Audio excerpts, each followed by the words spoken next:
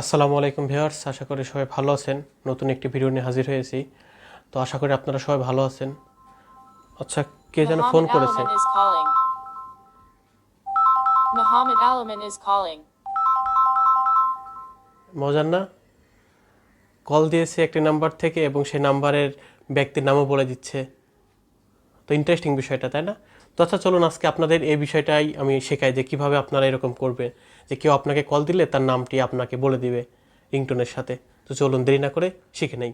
আপনারা আমার স্ক্রিনটি কিন্তু দেখতে পাচ্ছেন। তো প্রথমে আপনাকে গুগল প্লে স্টোরে চলে যেতে হবে, আর মোবাইলের ডাটাটা অবশ্যই অন থাকতে হবে। তো আমি যদি প্লে স্টোরে যাই, তো যাওয়ার পরে আপনি দেখতে পাচ্ছেন যে এখানে সার্চ বারে কি আপনাকে লিখতে হবে যে কল নেম অ্যানাউন্সার প্রো। তো আপনি সার্চ দিলে আপনি ঠিক এমন একটি ইন্টারফেস পাবেন। তো 2 নম্বর দেখতে পাচ্ছেন যে কলার নেম অ্যানাউন্সার প্রো একটি অ্যাপ্লিকেশন। তো এটাকে আপনাকে ইনস্টল করতে হবে।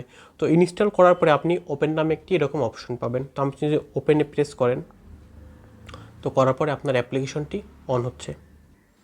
তো দেখতে পাচ্ছেন যে এখানে ক্লিক টু অ্যাপ্রুভ পারমিশন দিতে বলছে। তো আমি যদি ক্লিক করি, তোমার এখানে অ্যাক্সেস নিচ্ছে। তো নেওয়ার পরে এখন আমাকে এখানে বলছে যে আপনার এটা টেক্সটের জন্য। তো আপনি এটা সিলেক্ট করে দিবেন আপনার মোবাইলের।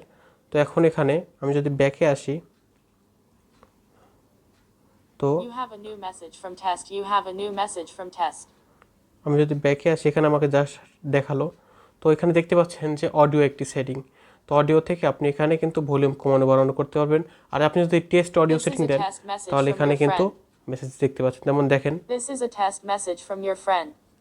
দেখতে পাচ্ছেন আপনারা। তো এখন আমাদের কলার নামটা সেট হয়েছে কিনা এটা আমরা দেখবো কীভাবে। তো চলুন আমরা একটা কল দিয়ে দেখি। তো আমি একটা কল দিচ্ছি। তো আপনারা দেখতে পাচ্ছেন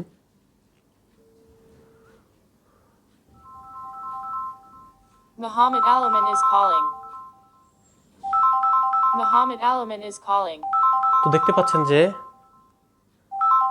আমার নাম্বারটি সেভ করা ছিল, এই জন্য আমার নামটি বলে দিল যে মোহাম্মদ আলামিন ইজ কলিং। এখন আমরা একটি আননোন বা আনসেভ নাম্বার থেকে কল দিয়ে দেখব যে কি বলে। একটা আননোন আনসেভ নাম্বার থেকে কল দিচ্ছি, দেখুন কি বলে। Unknown 8801630678111 is calling. তো এখানে কিন্তু নাম্বারটি বলে দিচ্ছে। Unknown 8801630678111 is calling.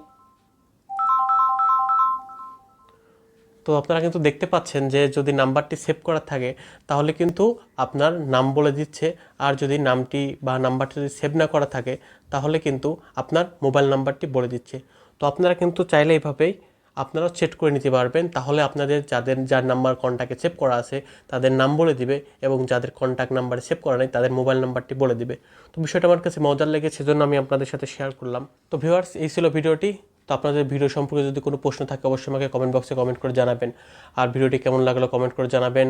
আর আমার চ্যানেলটি সাবস্ক্রাইব করবেন, পাশে থাকা বেল আইকনটি প্রেস করবেন এবং বন্ধুদের সাথে শেয়ার করতে ভুলবেন না। তো ভালো থাকবেন, সুস্থ থাকবেন। আসসালামু আলাইকুম।